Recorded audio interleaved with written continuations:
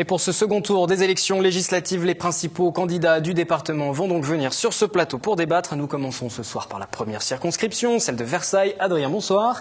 Vous m'avez rejoint, vous suivez cette première circonscription pour la rédaction. Et avant de donner la parole à nos invités, je précise tout de même que le temps de parole est chronométré et je les tiendrai bien évidemment informés. Alors, c'est une circonscription où François de Mazières est arrivé en tête. François de Mazières est le maire de Versailles. 39,08% contre 31,82% pour Isabelle Tisse-Saint-Jean du Parti socialiste. On voit les résultats s'afficher à l'écran. Alors, ce qui nous permettra de faire un point et de donner la parole donc aux deux candidats. François de Mazières, bonsoir. Isabelle Tisse-Saint-Jean également. Votre premier commentaire sur ces chiffres, ces premiers résultats? À chacun. Allez-y, François de Mazières. On va donner la parole à François de Mazières qui est arrivé en tête et puis on la passera à Isabelle Tisse-Saint-Jean. Eh bien, écoutez, ce sont des résultats très encourageants pour nous. Alors, c'est vrai, si vous voulez, qu'ils sont nettement plus favorables dans la ville de Versailles, ce qui prouve au moins que les gens qui me connaissent sur le terrain savent que je fais du travail avec mon équipe. Et ça, pour moi, c'est essentiel. Et c'est vrai que sur la ville nouvelle, ces résultats sont moins bons pour nous. Voilà, mais nous sommes nettement en tête, nous avons une grosse réserve de voix, donc je pense que ça se passera bien. Mais ce qui est certain, c'est qu'il faut que les gens restent très mobilisés, parce que nous sommes dans un contexte national où il y a une forte poussée de la gauche, et ça a été sensible dans toutes les circonscriptions des Yvelines. C'est aussi vrai sur la première circonscription, qui en plus a été redécoupée. On a perdu la ville de Viroflay, qui était une ville qui votait plutôt à droite. Et donc tout ça fait que la première circonscription, il faut que les électeurs du centre et les électeurs de droite se mobilisent dans leur intégralité pour que l'on puisse gagner. Isabelle Tisse-Saint-Jean pour le Parti socialiste. Ça va être, comme souvent dans les débats, la même chose, très optimiste. Moi, je suis très optimiste. Je considère que... Alors, il y en a un de vous deux qui ment, alors. Non, je ne mens pas. Non, il n'y a que les chiffres qui ne mentent pas. Et effectivement, les chiffres nous donnent une progression extrêmement forte, extrêmement forte de la gauche. Le candidat soutenu par l'UMP qui recule quand même très fortement sur cette circonscription. Une abstention forte où on voit qu'il y a vraiment la possibilité d'aller chercher les voix. Et quand on regarde ce qui s'est passé lors des dernières législatives, les reports de voix, on se rend compte que cette circonscription est tout à fait gagnable. C'est vraiment, je crois, quelque chose qui m'encourage pleinement. Et donc, je vais faire une campagne extrêmement active. Le candidat sortant le député sortant n'a pas donné de consigne de vote. Monsieur Pinte n'a pas donné de consigne de vote. Je crois que c'est quand même un signal assez fort. Sur Guyancourt et sur Montigny, j'ai fait des scores. Enfin, nous avons fait des scores qui sont extrêmement importants et une progression sur Versailles. Et donc, je suis franchement assez confiante sur la possibilité qu'on gagne cette circonscription qui était donnée comme perdue pour la gauche. Là, on voit qu'il y a vraiment une chance. Il faut que mon électorat se mobilise et vote et que je rassemble très largement les gens qui veulent un changement et une majorité pour François Hollande. Sur ces trois communes qui composent la circonscription de Versailles, donc vous arrivez en tête, Isabelle Tisse-Saint-Jean, sur la ville de Guyancourt, sur la ville de Montigny également, et puis sur la ville de Versailles dont vous êtes le maire. Vous arrivez donc François de Mazières en tête. Isabelle Tisse-Saint-Jean parlait d'Étienne Pinte, du soutien d'Étienne Pinte, le député sortant UMP. Vous attendez son soutien officiellement? Bien sûr. Est-ce qu'il va arriver, ce soutien? Bien sûr, écoutez, non mais c'est une évidence. Là, il se trouve que tout de même on a un enjeu national qui est important. Il n'est toujours pas là.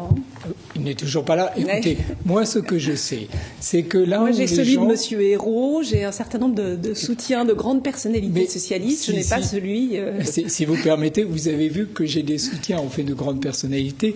J'en ai pas énormément. Celui du député sortant qui a toute la confiance de beaucoup d'électeurs de la circonscription. J'en ai de toutes les grandes figures de la droite et j'ai d'ailleurs mis des soutiens très personnalisés sur mon tract pour signifier à quel point justement cette candidature était soutenue par l'ensemble des grands ténors de la droite. Ce que je tiens à dire, parce que nous avons vraiment sur la ville de Versailles un résultat qui est, je pense que vous pouvez d'ailleurs le confirmer, assez exceptionnel. C'est-à-dire qu'au contraire, nous n'avons absolument pas reculé. Alors que, c'est vrai, dans toutes les circonscriptions, il y a eu un recul qui a été assez net pour la droite. C'est un mouvement national. Moi, je crois que c'est ça qu'il faut mettre en évidence, c'est-à-dire que les gens sont satisfaits de leur élu local. Et c'est tout de même quelque chose qui est important au moment où ils vont devoir se prononcer. Ils savent que leur maire à Versailles et demain leur député sur l'ensemble de la circonscription est quelqu'un de terrain qui est présent, qui connaît très bien les dossiers et qui sera capable de se battre pour eux. C'est important de connaître depuis des années les problématiques et ça se voit sur ma ville. Alors justement, vous parlez du recul un peu de la droite sur le département yvelinois qui est plutôt de droite. Vous avez le soutien dans la première circonscription de Béatrice Bourges, qui est candidate d'hiver droite, qui a été éliminée au premier tour. Est-ce que ça va jouer en votre faveur? Est-ce que ça peut peser dans la balance? Mais c'est évident. Écoutez, je comprends Mme Tisse-Saint-Jean, parce qu'il faut, pour sa part, dire que c'est possible. Mais soyons réalistes. Les totaux sont tout de même favorables aujourd'hui à notre candidature. Je pense que, sauf s'il y avait un mouvement différent, je devrais l'emporter dimanche prochain. Et c'est vrai que le soutien de Béatrice Bourges, dès le soir de l'élection, est important. Mais nous aurons certainement beaucoup d'autres personnes qui vont voter pour nous. Parce qu'il y a eu 15 candidats et une grande dispersion, particulièrement forte à droite. Et Madame Tisse-Saint-Jean, excusez-moi, bénéficie du soutien du Front de gauche avec Émilie Germain-Védrenne et des Verts, d'Europe Écologie Les Verts avec Jean-Luc Monceau. Est-ce que ça va suffire ? Il faut aussi qu'on aille chercher les abstentionnistes qui ont voté pour François Hollande et qui doivent comprendre, comme je le disais, que nous avons besoin, une fois qu'on a un président, de députés qui sont à leur côté. Moi, je constate quand même que l'optimisme du candidat de l'UMP est assez étonnant, parce que j'ai constaté lors... C'est encore moins optimiste que vous l'êtes. Non, mais quant à son résultat et à sa capacité de gagner, parce que j'ai constaté qu'il y avait une droite quand même extrêmement divisée sur des sujets qui sont des sujets de fond. Je crois que le rassemblement entre l'appel... Avec le Front de gauche, vous êtes totalement unis. Si vous êtes totalement unis avec vous le Front voulez de qu'on gauche, parle du soutien, vous voulez qu'on parle du Front National, Monsieur de Mazières, vous voulez qu'on parle du soutien du Front National, de ce que fait Nadine Morano? Parlons-en du Front National. Parlons-en du Front National, puisque justement, le Front National est arrivé 3e dans cette première circonscription. Dominique Touly était la candidate du Front National. On l'a interviewé ce matin sur les consignes de vote sur le marché de Versailles. Il n'y a pas de consigne de vote. Je ne suis pas au deuxième tour. Les électeurs choisiront. Ils ont toute leur liberté. Je leur fais confiance dans leur choix personnel. Alors elle m'a précisé qu'elle n'avait pas encore de consigne personnelle à choisir entre l'un ou l'autre. Alors Monsieur de Mazières, le Front National qui n'a pas de consigne de vote, ça fait un électorat à aller séduire peut-être. Écoutez, les choses sont claires. Je pense que chacun a ses propres critères de choix. Chacun est raisonnable et il y a beaucoup de personnes qui ont voté pour Mme Touly et qui préféreront nettement voter pour moi que pour Mme Tisse-Saint-Jean. C'est clair. Voilà. Après, c'est à eux de se déterminer. Même question pour Mme Tisse-Saint-Jean. Le Front National, c'est quand même 4000 voix potentielles qui n'ont pas de consigne de vote. Comment vous pouvez gérer ça? Écoutez, le Front National n'est pas une solution politique. C'est clair, ça n'est pas une solution politique. Moi, je suis scandalisée de ce qui se passe en ce moment, des propos, je le disais, de Nadine Morano. Je pense que on est dans une crise démocratique. Du côté des socialistes également, les rapports avec le Front National sont pas très clairs. Elle a été, je sais à quoi vous allez faire référence, voilà. Elle a été exclue du Parti socialiste. Donc les choses ont été immédiatement tranchées. Il y a 3 candidats. Pour être très clair, 2 candidats de l'UMP, un candidat socialiste à travers la France, qui ont été qualifiés de candidats de la honte selon SOS Racisme. Elle a été exclue. Donc les choses sont très claires. Il faut dire très clairement à nos concitoyens que ça n'est pas une solution politique, que c'est une erreur d'aller en ce sens-là. Nous sommes dans une crise démocratique très profonde et donc il y a une nécessité d'une exemplarité très forte des élus politiques. C'est pour cette raison que je m'engage à ne pas cumuler les mandats. Je suis vice-présidente de la région Île-de-France.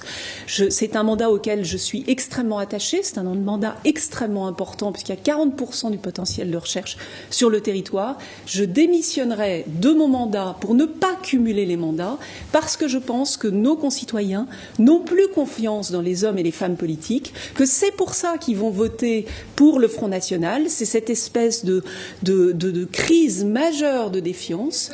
C'est pour ça qu'ils s'abstiennent. Il faut les convaincre que si, après les années d'échec du gouvernement de Nicolas Sarkozy, du gouvernement de l'UMP, dont M. de Mazières sera comptable, puisqu'il est soutenu par l'UMP, c'est le candidat de l'UMP, cet échec est un échec patent. Il faut aujourd'hui rassembler les Français, il faut donner à François Hollande la capacité d'appliquer son programme pour lequel il a été élu. Il ne faut pas rajouter une crise politique et institutionnelle à la crise écologique, à la crise économique, à la crise sociale majeure dans laquelle on est. Donc la question du Front National, ça n'est franchement, je ne vais pas m'adresser aux électeurs du Front National, sauf pour leur dire que le programme du Front National n'est pas un programme viable, que le repli national, sur les frontières nationales, c'est une erreur, qu'il n'y a pas de solution dans ce programme-là, et que la solution, on doit la construire tous ensemble, chacun à sa place, nous, hommes et femmes politiques, avec notre responsabilité qui est de les représenter, chacun d'entre eux, mais chacun doit s'engager. Vous êtes à peu près à 5 minutes de temps de parole, Isabelle Tissot-Saint-Jean. Je vous interromps. François de Mazières, vous avez 2 minutes de retard. J'aimerais aussi votre réaction par rapport à ce qui a été dit, mais aussi sur cette question du cumul des mandats.